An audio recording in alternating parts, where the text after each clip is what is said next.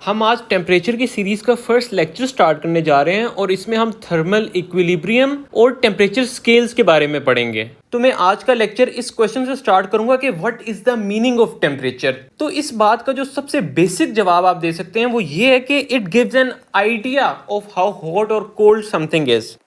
For example, जो आपके पास boiling water होता है उसका जो टेम्परेचर होता है वो काफी हाई होता है आपके पास, जिससे आपको पता चलता है कि ये काफी हॉट है। इसके बरक्स जो आइस होती है उसका टेम्परेचर जो है वो काफी लो होता है और लो टेम्परेचर होने की वजह से आप कहते हैं कि आइस जो है वो काफी कोल्ड है। तो अब अगर मैं अपनी आइस को उठा के बॉइलिंग वाटर के अंदर डाल दूं तो मेरे पास क्या होगा? जो मेरे पास वाटर होगा उसका टेम्परेचर ड्रॉप होना शुरू हो जाएगा और आपके पास जो आइस है, आइस विल स्टार्ट मेल्टिंग। और फिर हमारे पास इवेंचुअली क्या होगा कि हमारे पास सारे की सारी आइस मेल्ट हो चुकी होगी और फिर हमारे पास सिर्फ वाटर रह जाएगा और उस सारे के सारे वाटर का जो टेम्परेचर होगा वो सेम होगा। यानी कि eventually we will only have water with constant temperature throughout. तो बेसिकली इस एग्जाम्पल में हो ये रहा है कि जो वाटर से जो थर्मल एनर्जी है वो हमारे पास ट्रांसफर हो रही है आइस में। So thermal energy is transferring from boiling water to ice. तो मेरा क्वेश्चन ये कि थर्मल एनर्जी को ट्रांसफर करने के लिए कौन सी रिक्वायरमेंट को फुलफिल करना लाजमी है? तो वो रिक्वायरमेंट ये कि जिन बॉडीज के दरमियान थर्मल एनर्जी ट्रांसफर हो रही है उन बॉडीज के दरमियान टेम्परेचर डिफरेंस का होना लाजमी है और इस टेम्परेचर डिफरेंस को हम डेल्टा टी से रिप्रेजेंट करते हैं। और ये जो आपके पास थर्मल एनर्जी है ना, it always transfers from a region of higher temperature to a region of lower temperature. यानी कि ऊपर वाले केस में क्योंकि हमारे पास आइस का टेम्परेचर 0 डिग्री सेल्सियस था जबकि बॉइलिंग वाटर का टेम्परेचर 100 डिग्री सेल्सियस था, तो हमारे पास जो थर्मल एनर्जी ट्रांसफर हो रही थी वो हमारे पास बॉइलिंग वाटर से आइस की तरफ हो रही थी। और फिर जब हमारे पास आइस मेल्ट हुई तो वो भी हमारे पास वाटर बन गई।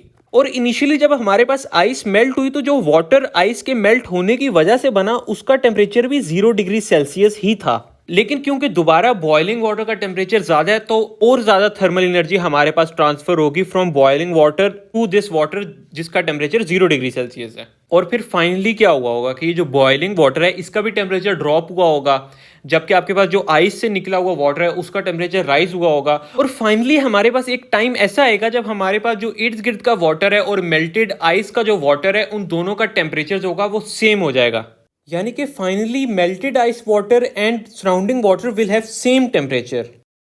और फिर जब हमारे पास मेल्टेड आइस और सराउंडिंग वाटर का टेम्परेचर सेम हो जाएगा यानी कि जो हमारे पास टेम्परेचर डिफरेंस है वो 0 हो जाएगा, तो फिर हमारे पास थर्मल एनर्जी ट्रांसफर की कंडीशन भी खत्म हो जाएगी। यानी कि there will be no further net thermal energy transfer between surrounding water and melted ice. और ये कंडीशन जब हमारे पास दो बॉडीज के दरमियान टेम्परेचर डिफरेंस 0 हो जाते हैं जिसकी वजह से थर्मल एनर्जी ट्रांसफर होना बंद हो जाती है, उस कंडीशन को हम थर्मल इक्विलिब्रियम कहते हैं। और थर्मल इक्विलिब्रियम की हमारे पास फॉर्मल डेफिनेशन ये है कि when two bodies have same temperature and there is no net transfer of thermal energy between the bodies we can say that both bodies are in thermal equilibrium.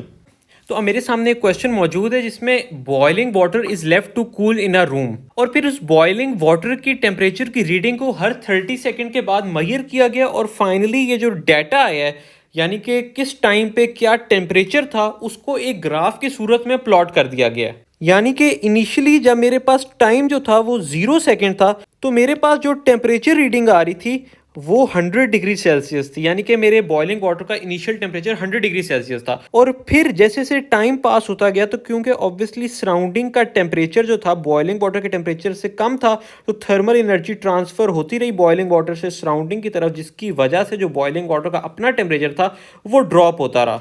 तो first part ये कि जिस room में इस boiling water को रखा गया cool करने के लिए उस रूम का टेम्परेचर कितना था। तो हमें पता है कि at thermal equilibrium temperature difference between two bodies is 0 और इस केस में हमारे पास जो फर्स्ट बॉडी है बॉडी ए वो है बॉइलिंग वाटर और जो बॉडी बी है वो इस बॉइलिंग वाटर के इर्द गिर्द की सराउंडिंग है।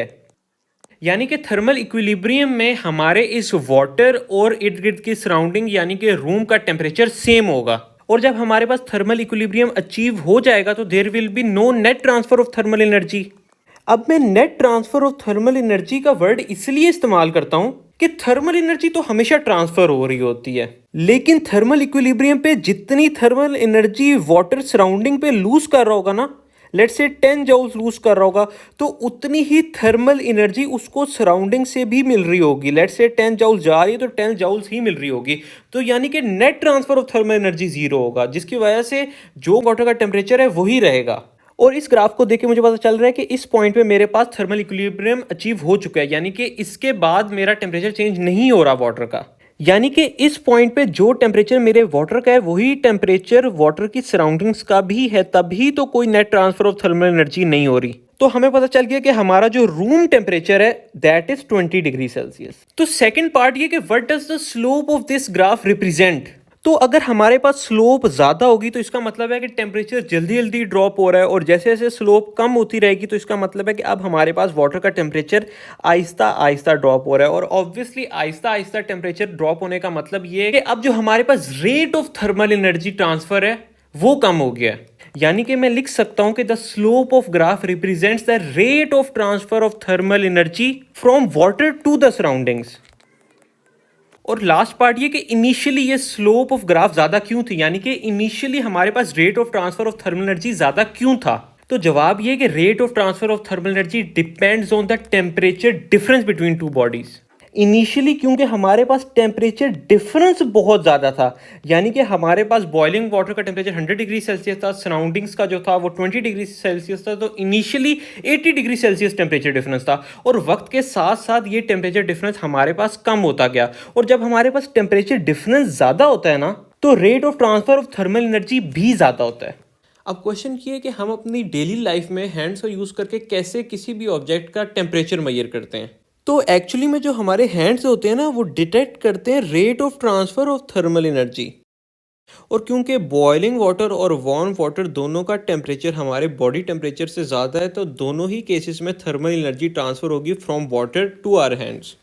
और इस डायरेक्शन से हमें ये तो अंदाज़ा हो जाएगा कि वाटर का टेम्परेचर एटलीस्ट हमारे हैंड के टेम्परेचर से ज़्यादा, लेकिन हमें इस बात का कैसे अंदाज़ा होता है कि बॉइलिंग वाटर का टेम्परेचर वार्म वाटर के टेम्परेचर से ज़्यादा है। तो क्योंकि हमारे hands rate of transfer of thermal energy को मेजर करते हैं, तो क्योंकि हमारे हैंड्स और बॉइलिंग वाटर के दरमियान टेम्परेचर डिफरेंस ज़्यादा है, जबकि वार्म वाटर जिसका टेम्परेचर 50 डिग्री सेल्सियस है उसका और हमारे बॉडी टेम्परेचर का टेम्परेचर डिफरेंस थोड़ा कम है, तो इसका मतलब है कि जो हमारे पास rate of transfer of thermal energy होगा वो टेम्परेचर डिफरेंस ज़्यादा होने की वजह से ज़्यादा होगा। और क्योंकि हमारे हैंड्स इसी रेट को मेजर करके अंदाज़ा लगाते हैं कि किसी ऑब्जेक्ट का टेम्परेचर कितना है, तो हमें बॉइलिंग वाटर का टेम्परेचर डेफिनेटली ज़्यादा फील होगा। अब बात ये कि अगर हम अपने हैंड्स का यूज़ करके किसी भी ऑब्जेक्ट के टेम्परेचर का अंदाज़ा लगा सकते हैं, तो हमें थर्मोमीटर की ज़रूरत क्यों पड़ती है। तो इसको बताने के लिए हम छोटी सी एग्जांपल को डिस्कस करेंगे कि लेट से आपके पास एक साइकिल है जिसको आपने बाहर धूप में खड़ा कर दिया है। तो लेट से कुछ टाइम बाद आपकी साइकिल और उसकी इन्वायरमेंट के दरमियान थर्मल इक्विलिब्रियम इस्टेब्लिश हो जाएगा और साइकिल के हर पार्ट का टेम्परेचर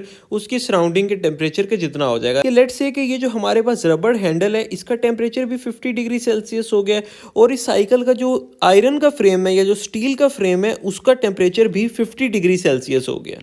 तो आपने इस बात को एक्सपीरियंस किया होगा कि ये जो आपके पास रबड़ ग्रिप्स होती हैं, their temperature does not feel very high, जबकि आपका हाथ अगर गलती से भी स्टील फ्रेम को टच कर जाए तो its temperature feels extremely high. तो अब इसके पीछे क्या वजह है कि हमारे पास रबड़ ग्रिप और मेटल फ्रेम दोनों का टेम्परेचर तो सेम है, लेकिन हमें metal frame comparatively higher temperature पे फील होता है। उसकी वजह अगेन यही है कि our hands detect the rate of transfer of thermal energy, और क्योंकि हमारे पास रबड़ is a bad conductor of heat, इसीलिए रेट जो होता है ना ट्रांसफर ऑफ थर्मल एनर्जी का वो कम होता है। और रेट कम होने की वजह से हमारा हैंड परसीव करता है या हमारे हैंड्स फील करते हैं कि टेम्परेचर जो है वो लो है, जबकि हमारे पास steel is a good conductor of heat. और गुड कंडक्टर ऑफ हीट होने की वजह से जो हमारे पास rate of transfer of thermal energy होता है वो ज़्यादा होता है, और जब rate of transfer of thermal energy ज़्यादा होता है तो हमें टेम्परेचर भी ज़्यादा फील होता है। इन शॉर्ट, ये जो हमारे पास rate of transfer of thermal energy होता है, it not only depends on the temperature difference but also on the material of bodies. तो इसी वजह से हमें एक्यूरेटली टेम्परेचर को मेजर करने के लिए थर्मोमीटर डिवाइस की ज़रूरत होती है। तो अब क्वेश्चन ये है कि how do we construct a thermometer. कोई भी थर्मोमीटर बनाने के लिए हम एक ऐसी फिजिकल क्वांटिटी का यूज करते हैं जो कि टेम्परेचर से वेरी करती हो, यानी कि डिफरेंट टेम्परेचर पे वो फिजिकल प्रॉपर्टी भी चेंज होती हो। यानी कि a physical property that varies with temperature may be used for the measurement of temperature। जो थर्मोमीटर हम डेली लाइफ में मोस्ट कॉमनली यूज करते हैं वो होता है mercury in glass thermometer.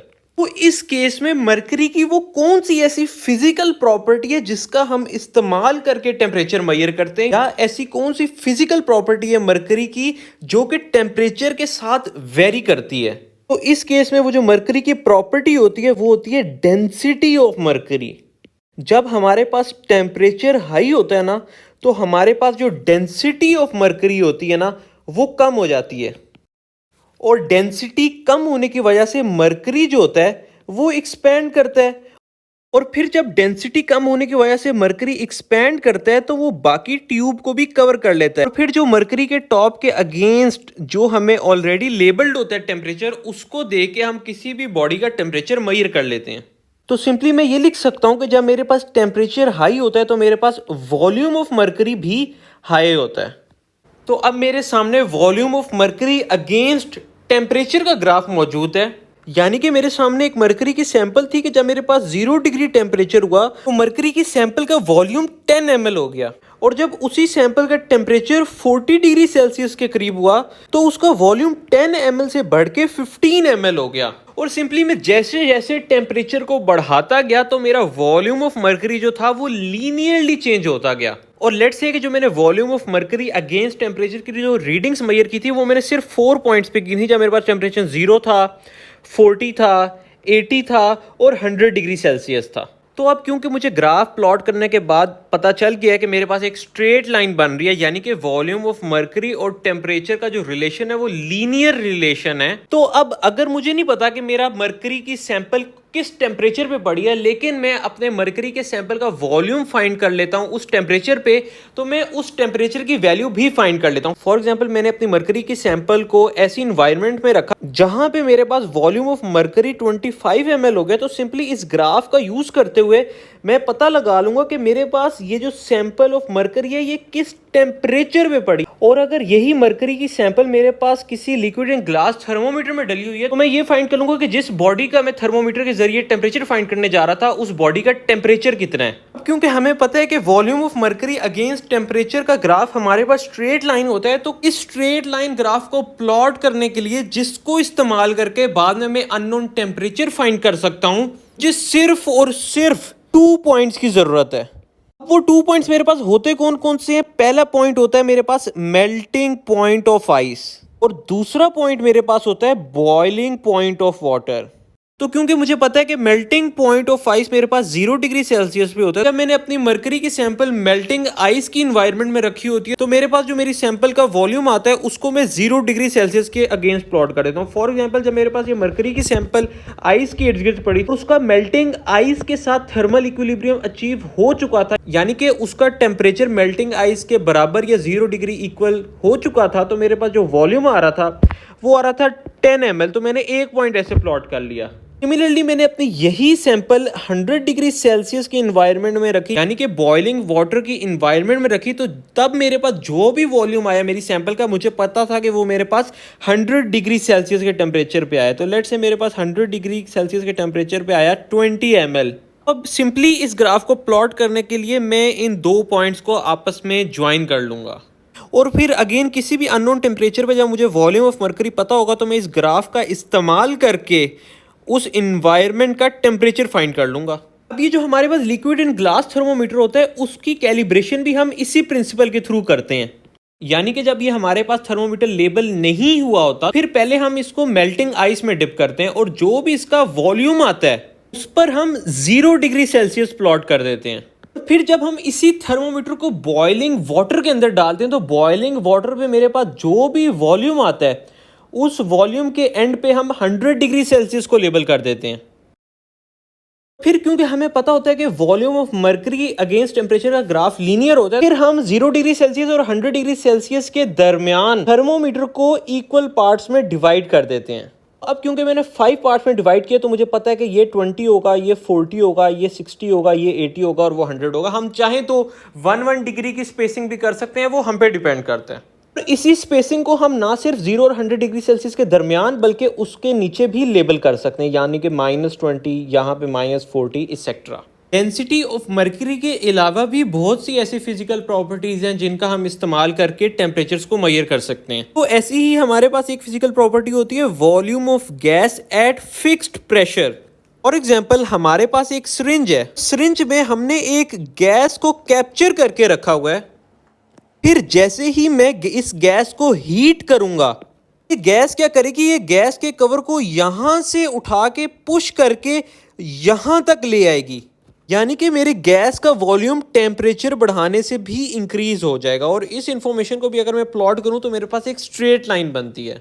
Similarly हमने इलेक्ट्रिसिटी के चैप्टर में पढ़ा था कि अगर हमारे पास कोई रेजिस्टर है कि लेट्स से उसकी इनिशियल रेजिस्टेंस 5 ओम है, तो जब उसका टेम्परेचर इंक्रीज होता है तो आपके पास जो रेजिस्टेंस होती है उस रेजिस्टर की वो इंक्रीज हो जाती है कि लेट्स से 20 डिग्री सेल्सियस पे उसकी जो रेजिस्टेंस थी वो 5 ओम थी। तो पॉसिबल है जब मेरे पास रेजिस्टर का टेम्परेचर 40 डिग्री सेल्सियस हो जाए तो मेरे पास रेजिस्टर की जो रेजिस्टेंस है वो भी बढ़ के 10 ओम्स हो जाए। तो यानी क्योंकि बहुत से मटेरियल ऐसे हैं जिनके रेजिस्टेंस वेरी करती है टेम्परेचर से, हम उसके ग्राफ को भी इस्तेमाल करके टेम्परेचर मेजर कर सकते हैं। इसके अलावा हम थर्मोकपल की ईएमएफ का इस्तेमाल करके भी टेम्परेचर फाइंड कर सकते हैं। तो ये जो हमारे पास थर्मोकपल होता है ना, ये बेसिकली हमारे पास 2 डिफरेंट मेटल्स की वायर से बना होता है। तो लेट्स से कि फर्स्ट जो वायर है ना वो मेरे पास बनी हुई है मेटल एक्स से, और फिर मैं इसी वायर को ज्वाइन करता हूं एक और वायर से जो कि मेटल वाई से बनी हुई है, और फिर फाइनली मैं वायर वाई या वायर एक्स के दरमियान एक वोल्ट मीटर कनेक्ट कर दूंगा। तो वो पॉइंट जहां पे मेरी 2 वायर्स आपस में मीट कर रही हैं, इन 2 पॉइंट्स को हम जंक्शन कहते हैं। एक हमारे पास होता है कोल्ड जंक्शन, जबकि दूसरा हमारे पास होता है हॉट जंक्शन। अब जो कोल्ड जंक्शन होता है ना उसका टेम्परेचर हम फिक्स कर देते हैं। लेट्स से कि कोल्ड जंक्शन को ना हम आइस के अंदर पुट कर देते हैं ताकि कोल्ड जंक्शन का जो टेम्परेचर है ना वो हमेशा 0 डिग्री सेल्सियस रहे। और फिर ये जो हमारे पास हॉट जंक्शन होता है इसको हम उस बॉडी के साथ टच करते हैं जिसका हम टेम्परेचर मेजर करना चाहते हैं। तो जैसे जैसे मैं हॉट जंक्शन का टेम्परेचर चेंज करता जाऊंगा ना तो मेरे पास ये जो वोल्ट मीटर की रीडिंग होगी ना ये भी चेंज होती रहेगी। तो अगर मैं इस वोल्ट मीटर की reading against the temperature of hot junction का ग्राफ प्लॉट करूं तो वो मेरे पास एक स्ट्रेट लाइन तो नहीं बल्कि एक कर्व बनती है। लेकिन मैं इस कर्व को कैलिब्रेट करके, यानी कि मैं अपने थर्मोकपल बेस्ड थर्मोमीटर में एक ऐसा प्रोग्राम डाल सकता हूं कि उसको पता हो कि भाई जब मेरे पास ये ईएमएफ है तो उसके अगेंस्ट जो मेरे पास हॉट जंक्शन पे टेम्परेचर है वो इतना है। यानी कि पहले से ये एक प्रोग्राम या फॉर्मूला डाल देते हैं जिसकी वजह से कंप्यूटर को पता होता है कि स्ट्रेट लाइन ग्राफ तो नहीं है मेरे पास, लेकिन फिर भी क्योंकि उसके पास ऑलरेडी डाटा मौजूद होता है कि अगर मेरे पास ये ईएमएफ आई तो इसके अगेंस्ट ये टेम्परेचर होगा, दूसरी ईएमएफ आई तो दूसरा टेम्परेचर होगा, तो हम इस प्रॉपर्टी का भी इस्तेमाल करके टेम्परेचर मेजर कर सकते हैं। क्या आपने कभी सोचा है कि जो आपके पास मेल्टिंग आइस होती है उसका टेम्परेचर एग्जैक्टली 0 डिग्री सेल्सियस क्यों होता है और बॉइलिंग पॉइंट ऑफ वाटर है वो एग्जैक्ट 100 डिग्री सेल्सियस क्यों होता है? यानी कि मैं कहना ये चाह रहा हूँ कि ये 0 डिग्री सेल्सियस और 100 डिग्री सेल्सियस बहुत ही एक परफेक्ट नंबर है। मतलब 110 पे भी वाटर बॉयल हो सकता था, 120 पे भी हो सकता था, 123.5 पे भी हो सकता था। तो 0 डिग्री सेल्सियस और 100 डिग्री सेल्सियस एग्जैक्ट इसी पे क्यों बॉयल होता है? तो उसकी वजह यह कि जो हमारे पास सेल्सियस का स्केल है वो हमारे पास डिफाइंड ही मेल्टिंग पॉइंट ऑफ आइस और बॉइलिंग पॉइंट ऑफ वाटर से हुआ है। यानी कि जब साइंटिस्ट पहली दफा सेल्सियस स्केल को बना रहे थे तो उन्होंने कहा कि सेल्सियस स्केल हमारे पास ऐसा स्केल होगा कि 0 तब वैल्यू होगी जब हमारे पास temperature melting point of ice के इक्वल होगा, और हमारे पास 100 डिग्री सेल्सियस तभी वैल्यू होगी जब हमारे पास temperature boiling point of water के इक्वल होगा। अब इस सेल्सियस स्केल का ना छोटा सा मसला है, वो ये कि it depends on the properties of water. अब ये जो आपकी प्रॉपर्टीज ऑफ वाटर होती है ना, ये आपकी एटमॉस्फेरिक कंडीशन, एल्टीट्यूड यानी कि आपकी सी लेवल के ऊपर हाइट पे डिपेंड कर रही होती है। यानी कि अगर एट सी लेवल आपके वाटर का बॉइलिंग पॉइंट 100 डिग्री सेल्सियस है तो पॉसिबल है कि अगर आप किसी और एल्टीट्यूड पे जाएं, लेट्स से अगर आप 5000 मीटर पे चले जाएंगे तो वाटर का बॉइलिंग पॉइंट जो होगा वो डिक्रीज हो जाएगा। यानी कि पॉसिबल है वो 100 डिग्री सेल्सियस की जगह 70 डिग्री सेल्सियस हो जाए। तो अब अगर आप 4000 मीटर के एल्टीट्यूड पे जाके अपने थर्मोमीटर को कैलिब्रेट करना चाहें तो आपको लगेगा कि आपका वाटर तो बॉयल हो रहा है, तो फिर आप टेम्परेचर की रीडिंग 70 डिग्री की जगह 100 डिग्री सेल्सियस पे फिक्स कर देंगे। तो इसकी वजह से क्योंकि वाटर की प्रॉपर्टीज चेंज होती रहती हैं डिफरेंट कंडीशंस के अंडर, तो हम कोई और स्केल देखना चाहते हैं जो कि किसी भी मटेरियल की प्रॉपर्टी पे डिपेंड ही ना करे। तो ऐसा scale which does not depend on the property of any particular substance, ऐसा स्केल हमारे पास फिजिक्स में ऑलरेडी डिफाइंड है और ऐसे स्केल को हम कहते हैं थर्मोडायनेमिक स्केल। और इसका जो यूनिट होता है वो हमारे पास केल्विन होता है, और केल्विन को हम कैपिटल के से रिप्रेजेंट करते हैं। और ये जो थर्मोडायनेमिक स्केल है ना, किसी एक मटेरियल की प्रॉपर्टी पे नहीं बेस्ड, सारे के सारे मटेरियल की जो प्रॉपर्टीज होती है ना वो थर्मोडायनेमिक स्केल को फॉलो करती हैं। मैं इस बात को एक एग्जांपल से एक्सप्लेन करना चाहता हूं। इन एनी मटेरियल, यानी कि किसी भी मटेरियल में जो हमारे पास average kinetic energy of molecule होती है ना, वो डायरेक्टली प्रोपोर्शनल होती है टेम्परेचर के, यानी कि किस टेम्परेचर पे वो मटेरियल पड़ा हुआ है। अब ये जो काइनेटिक एनर्जी है ना, ये इस बात पे नहीं डिपेंड करती कि आपके पास मॉलिक्यूल का साइज कितना है, उनका मास कितना है। ये सिर्फ और सिर्फ डिपेंड करती है टेम्परेचर पे जिस पे उन मॉलिक्यूल्स या उस मटेरियल को रखा हुआ है।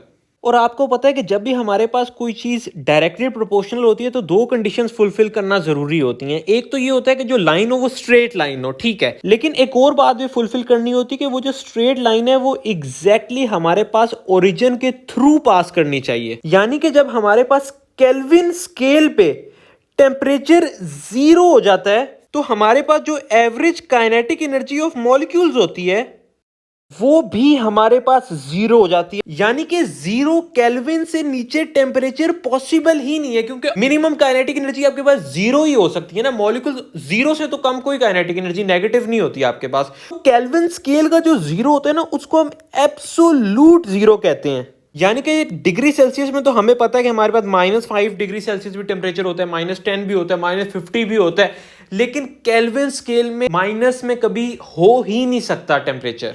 तो अब अगर आपको टेम्परेचर डिग्री सेल्सियस में गिवन हो और आपको उस टेम्परेचर को केल्विन में कन्वर्ट करना हो तो आप उसको केल्विन में इस तरह कन्वर्ट करते हैं। Let's say temperature in degree Celsius आपके पास है x, तो फिर आपके पास जो टेम्परेचर इन केल्विन बन जाएगा ना वो आपके पास बन जाएगा x + 273.15। यानी कि अगर आपके पास टेम्परेचर 0 डिग्री सेल्सियस के इक्वल है ना, तो जो आपके पास टेम्परेचर केल्विन में होगा वो आपके पास होगा 0 + 273.15। यानी कि मैं कह सकता हूं कि जो मेरे पास 0 डिग्री सेल्सियस है वो टेम्परेचर मेरे पास इक्वल होता है 273.15 केल्विन के।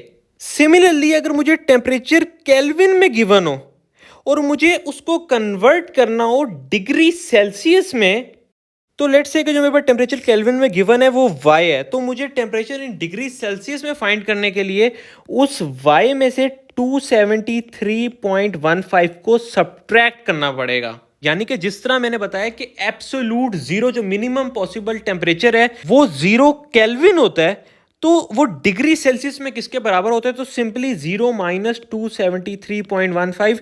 यानी कि जो हमारे पास मिनिमम पॉसिबल टेम्परेचर 0 केल्विन होता है वो हमारे पास -273.15 डिग्री सेल्सियस के इक्वल हो सकता है। यानी कि जो आपका टेम्परेचर है वो कभी भी -273.15 डिग्री सेल्सियस से कम नहीं हो सकता।